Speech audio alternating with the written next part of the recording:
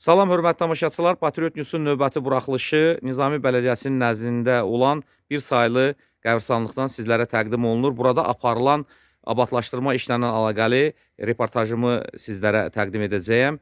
İndi isə istərdim həmin bir saylı qəbirstanlığın direktoru Ceyhun Fərəcovla sizləri tanış edəm. Salam Ceyhun müəllim. Salam.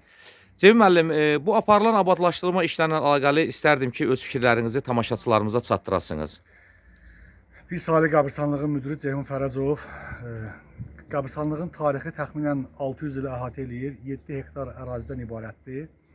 Qəbirstanlığımızda çox gözəl abadlıq işləri başlayıbdır. Gəncəmizdə gedən böyük abadlıq, quruculuq işlərinə baxırıq biz də. Biz də öz imkanımız daxilində bələdiyyənin nəzdində olan qəbirstanlığı bələdiyyənin dəstəyi ilə, öz dəstəyimizlə istəyirik ki, burada abadlıq, quruculuq işlərini aparaq və gələcəkdə də böyük planlarımız var. Burada çox gözəl işlər görülür. Allah xeyirxah insanların da canına sağlıq versin. Bəzi insanlar da bizə dəstək olubdur.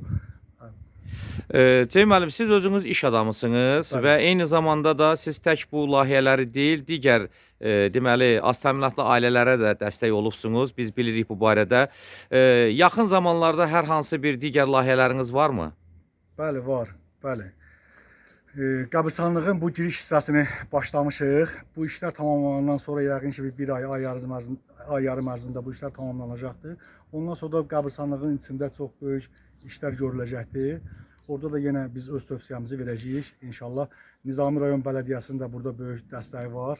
Qoşqar müəllimin. Sağ olsun şəhər rəhbəri Niyazi Bayramov da bizi hər zaman nəzarətdə saxlayır. Maraqlanır işlərimizlə. İşlər gedir. Allahın köməyi ilə inşallah hər şey istədiyimiz kimi yüksək səviyyədə axıra çatdıracağıq. Ceyhun müəllim, çox sağ olun bu müsahibə üçün. Biz də inanırıq ki, gələcəkdə də bu işlər daha da sürətlə inkişaf etdiriləcəkdir və Gəncə sakinləri üçün qəbirstanlığa gəldikdə onlara rahatçılıq yaradılacaqdır ki, onlar burada necə deyərlər, rahat gəlib dünyasını dəyişənləri ziyarət eləsinlər. Çox sağ olun, minnətdaram sizə. Sağ olun, sağ olun. Hörmətli tamaşaçılar, bir daha nəzərinizə çatdırmaq istəyirəm ki, bugünkü reportajımız Nizami Bələdiyyəsinin nəzdində olan bir saylı qəbirstanlıqda aparılan abadlaşdırma işləri ilə əlaqəli sizlərə təqdim olundu. Həqiqətən də bir müddət bundan öncə yağış yağdıqdan sonra bu əraziyə girmək mümkün olmurdu. İnsanlar narazılıq edirdilər.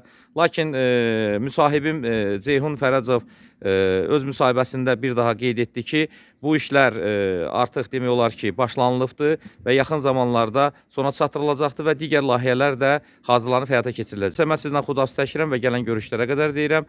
Özünüzü və yaxınlarınızı qoruyun. Sağ olun.